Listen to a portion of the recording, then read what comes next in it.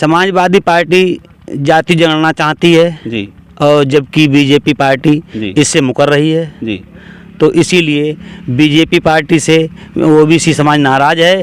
और केशव प्रसाद मौर्य जी को, जी, जिन्हें स्टूल मंत्री कहा जाता है, जी, उनके लिए मुख्यमंत्री के तौर पर जी, बीजेपी लाना चाहती है। केवल जी, ओबीसी वोट प्राप्त कुर्सी भी नहीं दी जा रही है, जी, स्टूल दिया जा रहा है, जी। तो वो भविष्य में क्या कर सकते हैं? नहीं, वो अभी उप मुख्यमंत्री हैं, लगातार सहभागिता उनकी सभी कार्यक्रमों में हो रही है। लेकिन जैसा अभी फिलहाल के दिनों में आ रहा है कि मुख्यमंत्री योगी आदित्यनाथ जी की बहुत सारी सभाओं में वो हेलो दोस्तों, नमस्कार, मेरा नाम है अजय प्रताप सिंह तोमर और आप देख रहे हैं ग्राउंड जीरो की रिपोर्ट। दोस्तों, जैसे कि अभी बहुत सारे वीडियोस वायरल हो रहे हैं जिसमें ये दिखाया जा रहा है कि हमारे प्रदेश के जो मुख्यमंत्री हैं योगी आदित्यनाथ जी, उनको मुख्यमंत्री पद से हटाने की बात चल रही है और श्रीमान केशव प्रसाद मौर्य जी को मुख्यमंत्री बनाने की बात चल रही है। उनको 2024 के लोकसभा के चुनाव में पुनः गोरखपुर से सांसद पद के लिए दावेदार माना जा रहा है।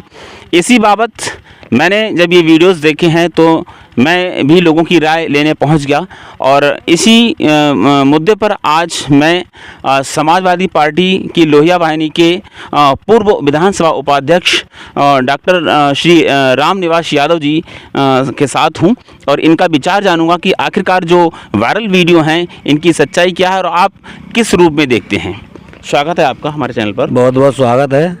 आप समाजवादी पार्टी के पूर्व विधानसभा उपाध्यक्ष भी रहे हैं लोहिया वाहिनी के। जी।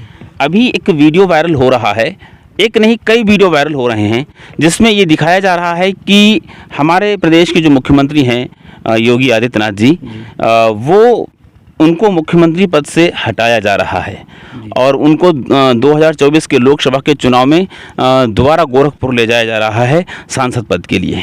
कैसे देखते हैं आप इस घटनाक्रम के लिए? हमारा मानना तो ये है कि ओबीसी वर्ग जी, जो भी है, जितने बैकवर्ड में आते हैं वो बीजेपी सभी नाराज हैं। ऐसा क्यों महसूस कर रहे हैं आप? ऐसा इसलिए महसूस कर रहे हैं, जी, समाजवादी पार्टी जाति जनगणना चाहती है जी, और जबकि बीजेपी पार्टी जी, इससे मुकर रही है। जी, तो इसीलिए बीजेपी पार्टी से ओबीसी समाज नाराज है। और माननीय केशव प्रसाद मौर्य जी को, जिन्हें स्टूल मंत्री कहा जाता है, उनके लिए मुख्यमंत्री के तौर पर बीजेपी लाना चाहती है। केवल ओबीसी वोट प्राप्त करने के लिए। बाकी केशव प्रसाद मौर्य स्टूल मंत्री हैं और रहेंगे, ये भविष्य में कुछ नहीं बन पाएंगे। अच्छा, आपको नहीं लगता है कि अगर केशव प्रसाद मौर्य जी प्रदेश के मुख्यमंत्री बनाए जाते हैं तो जो ओबीसी वर्ग का कुछ हित हो सकता है उनके द्वारा? बीजेपी में केशव प्रसाद मौर्य के लिए केवल हथियार बनाया जा रहा है। मतलब उनको कोई भी अधिकार नहीं दिया जाएगा? उनके लिए कुर्सी भी नहीं दी जा रही है, स्टूल दिया जा रहा है, तो वो भविष्य में क्या कर सकते हैं? नहीं, वो अभी उप मुख्यमंत्री हैं, लगातार सहभागिता उनकी सभी कार्यक्रमों में हो रही है। लेकिन जैसा अभी फिलहाल के दिनों में आ रहा है कि मुख्यमंत्री योगी आदित्यनाथ जी की बहुत सारी सभाओं में वो सम्मिलित नहीं हुए, तो ये उड़ती खबर आई कि केशव प्रसाद मौर्य जी इस बात को लेकर के नाराज हैं कि इस बार उन्हें पूरा विश्वास था कि हम मुख्यमंत्री बना दिए जाएंगे और मुख्यमंत्री वो नहीं बनाए गए हैं। अमित शाह से उनकी डायरेक्ट बात चल रही है।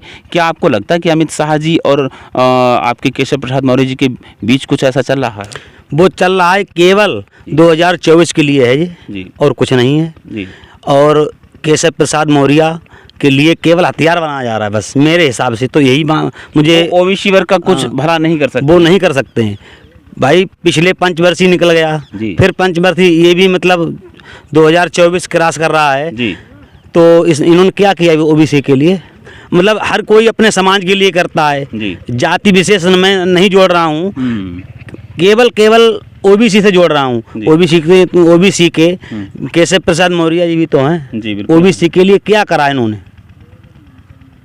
आपको लगता है कि अगर योगी आदित्यनाथ जी मुख्यमंत्री पद से हटते हैं और उनको गोरखपुर ले जाया जाता है तो क्या भारतीय जनता पार्टी का जो क्रेज है इस पर कोई प्रभाव होगा?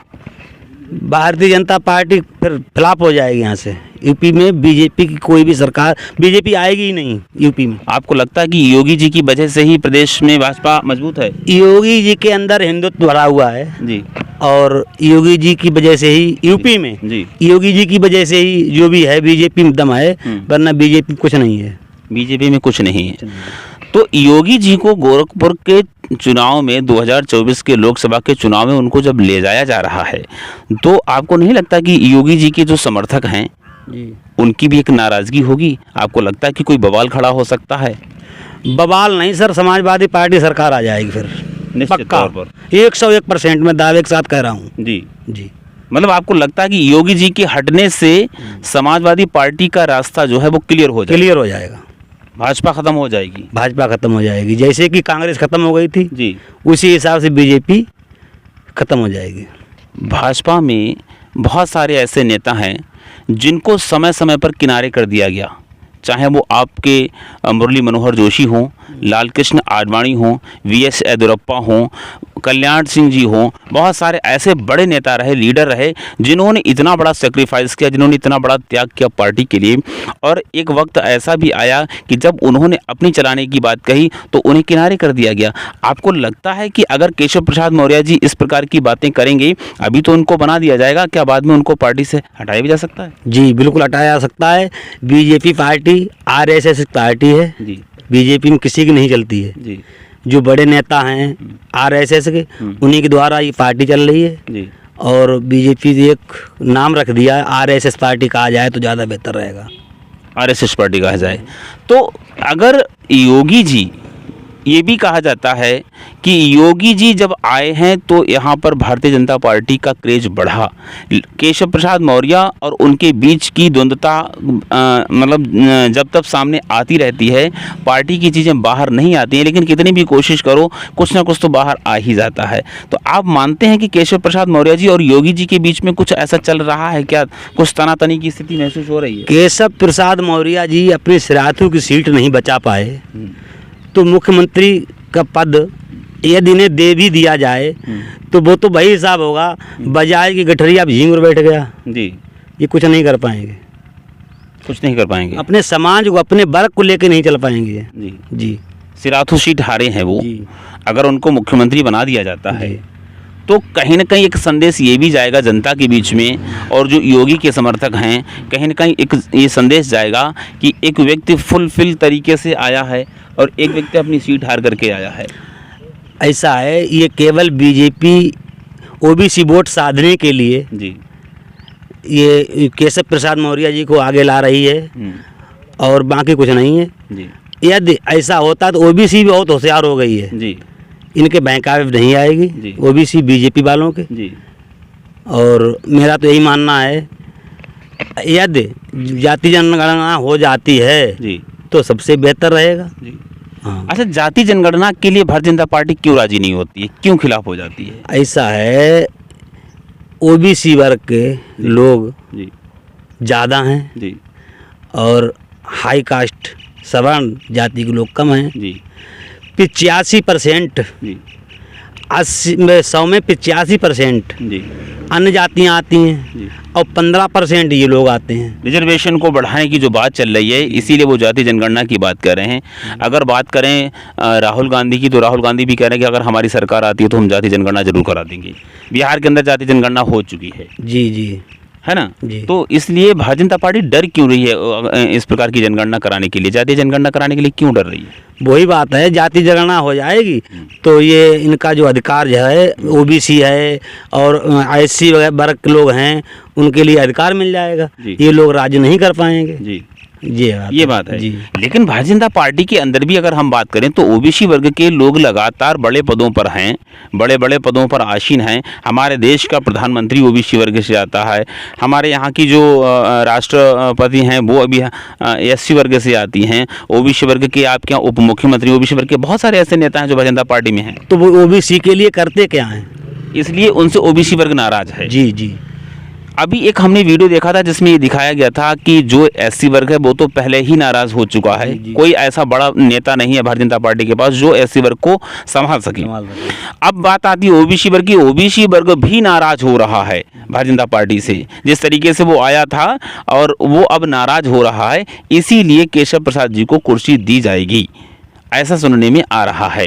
तो आपको लगता है कि केशव प्रसाद मौर्य जी अगर मुख्यमंत्री के पद पर बैठ भी जाते हैं, कानून व्यवस्था है जितनी चुस्त और दुरुस्त है, क्या उतनी ही चुस्त दुरुस्त कानून व्यवस्था रह सकती है? केशव प्रसाद मौर्य के आने पर जी 2024 के बाद में जी फिर से इन्हें हटा दिया जाएगा। जी ये केवल वोट लेने का एक हथकंडा है बीजेपी वालों का, ओबीसी को साधने के लिए।